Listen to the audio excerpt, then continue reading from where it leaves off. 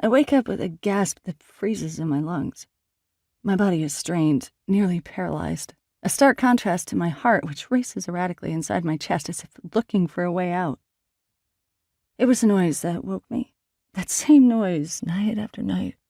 1 knock, 2 knocks, 3 knocks. Like someone's at my door, even though they never are. I wait, trying to suck air deep into my lungs, realizing I couldn't move even if I tried. There's nothing else to do but wait and hope my heart calms down and I don't die from a fucking heart attack. It's in your head, I tell myself. You know this. You looked it up. But after growing up with a sister like Ada Palomino, it's hard to know what's in your head and what's real. I much prefer it when my mind plays tricks on me. Even so, I lie here in the dark, listening to every sound in my room. Outside, a cricket chirps once, twice.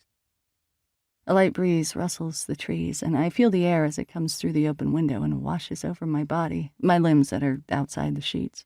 It's been stinking hot in Portland this summer, and this breeze is nearly cold.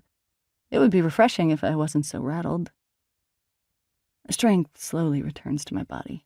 I'm able to suck in a breath and let it out, carefully, even though it's far too loud for my liking. I'm still trying to listen, still trying to figure out if the knocks are part of my dream or part of something real. I've had this condition for about as long as I can remember, though it was only recently that I looked it up and discovered it was quite common. It also has a disturbing as hell name, exploding head syndrome. Yep, Ada Palomino's head might explode on occasion. I hope you're wearing a poncho. Apparently, though, it's not that big of a deal, and it doesn't mean your head is just gonna spontaneously combust like the dude on Scanners. Now, I've never seen Scanners because it looks like a terrible 80s movie, but anytime someone's head explodes, that's the movie they refer to. Instead, it just means it's an auditory hallucination, one powerful enough to wake you up.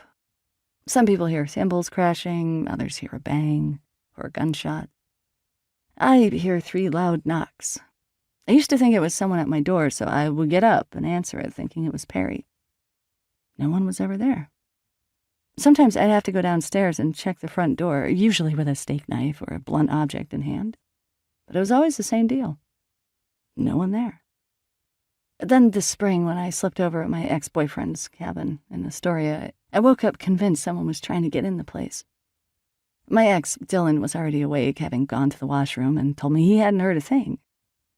Finally, I had to look up on the internet what the hell was going on. I discovered it had a name, albeit a pretty shitty one, and that many people suffered from it, usually women and usually when they were overly tired. I've had it a few times since, but sometimes it's just so real that it's hard to imagine your brain could come up with something like that. Not to mention that often my body goes rigid, paralyzed, for a few moments after. Then there was that one time I was pretty sure I felt someone sitting on the end of the bed, only I was on my side and couldn't look. The weight lifted as if someone stood up, and when I was finally able to move, no one was there. I'm gonna assume that's part of the hallucinations as well.